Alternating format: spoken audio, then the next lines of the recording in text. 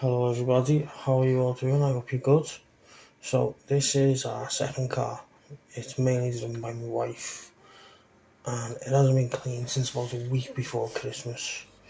But in most of that time it's been sat in a hospital car park, so this just shows how dirty your car can get when it's not moving.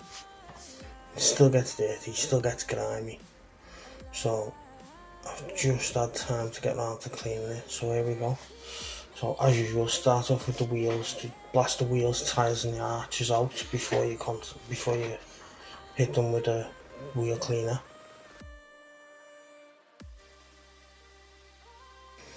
And the wheel cleaner is Valet Pro Bilberry wheel cleaner.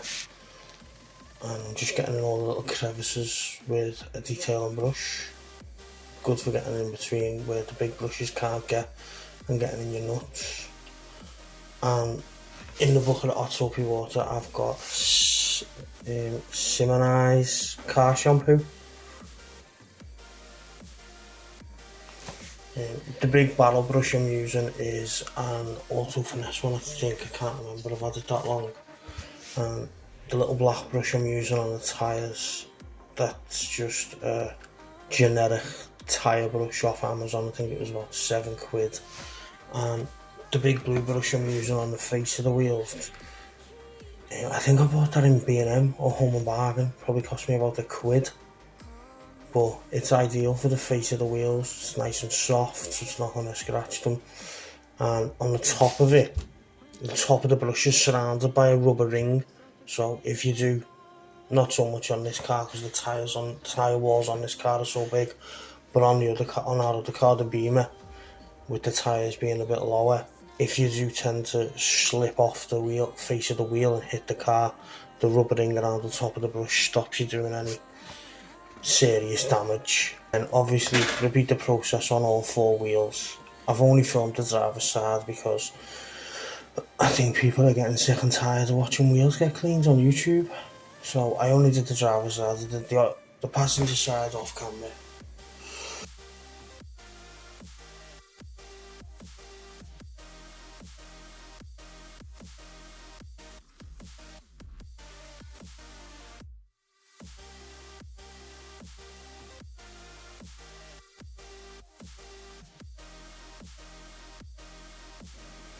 And then once you've done your wheels, it's time for a pre-wash, and this pre-wash I'm using is Pro Valet Citrus Pre-Wash. I can't remember what it's diluted to in that big pump sprayer, but it's not that strong, it's only quite mild. As like I say, both of our cars are fairly well maintained cleaning wise, so they never get ridiculously grubby. You'll never see a disaster detail on either of them. And then once you've sprayed the citrus pre-wash on, go over the top with a nice snow foam. I've used a few snow foams, but I think this one's my favourite, and it is Pro Clean Cherry Snow Foam. Goes on thicker, and from the other snow foams I've used over the years, it seems to remove the grime a lot easier before you get around to a contact wash. So this is my favourite one at the minute. I'm not going to say it's a game changer because someone else will come out with something new in a couple of months and then I'll be proven wrong. So we just let that sit for, depending on the weather, between 5 and 10 minutes. If it's fairly warm or sunny out and you're in the shade, leave it for about 5 minutes. If it's weather like it was here, it's sunny but it was cold and the car was fully in the shade.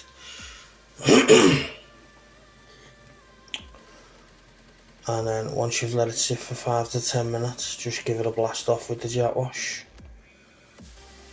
You'll see once the snow foam's completely blasted off just how much of a difference the pre-wash and the snow foam do actually make before you even get round to doing a contact wash.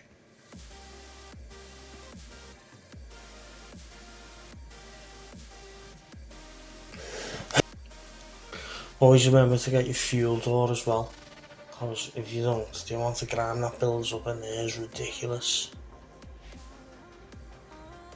And then once you've jet washed it off, it's time for your contact wash. So same as before, I've got Simonize, however you say it, Simonize Pro Car shampoo in it, and that's my new favourite wash mitt, the Dodo Juice wash mitt. I've had a few others, I've had Auto Finesse ones. When I first started off, I had Halford's own ones, which were no good. But I've had a few, and this one is just, it's leaps and bounds above the rest of them.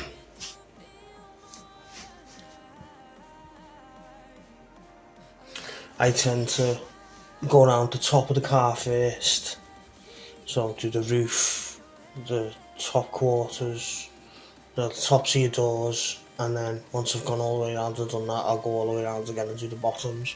The bottoms is always dirtier, so you don't want to be dragging all that grime over the rest of your car, so I tend to leave the bottoms till the end.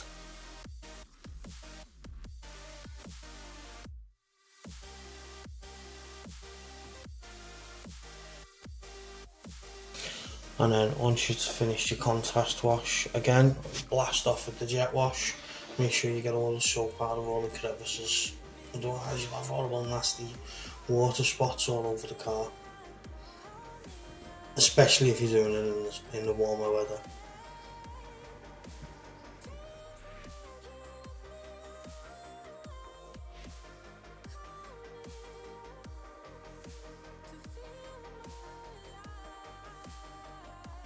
I hate doing this car because I always feel like I'm vertically challenged when it comes to doing the roof. And here we are again with the drying aid. If you've seen any of my other videos, you know I'm loving this at the minute. It is Turtle Wax Dry and Shine, or Rinse and Shine, whichever. But you spray it on, one panel at a time, blast it off with the jet wash, and then it just makes the drying process so much quicker and so much easier, especially on a car this size. It takes the drying time down from about 15 minutes to about 5. So I would definitely highly recommend that drying aid. There is plenty of others out there, try them. If you've got anything you think I should try, let me know in the comments.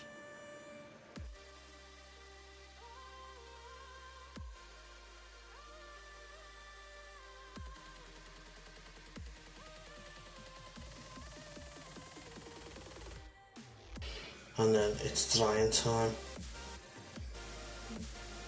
So the drying towels I'm using are, I'm pretty sure they're Auto Finesse deluxe ones. They're quite good, they do the job. I haven't really tried any other drying towels, so I've got nothing to compare them against really, so they do the job, they do it fairly well.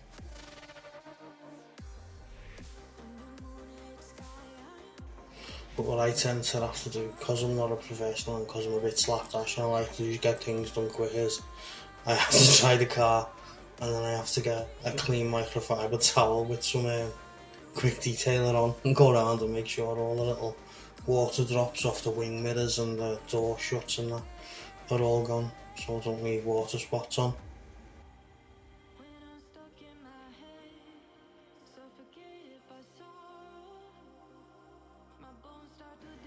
So the Turtle Wax Dry and Shine does add a bit of gloss and shine back into the paintwork, as you can see there. They say it offers a bit of protection, but I think in all fairness, I wash my car Beamer every other week and it's never still on there at the end of the second week. So if it does offer any protection, it's only going to be for a maximum 2 weeks, depending on how much your car's used.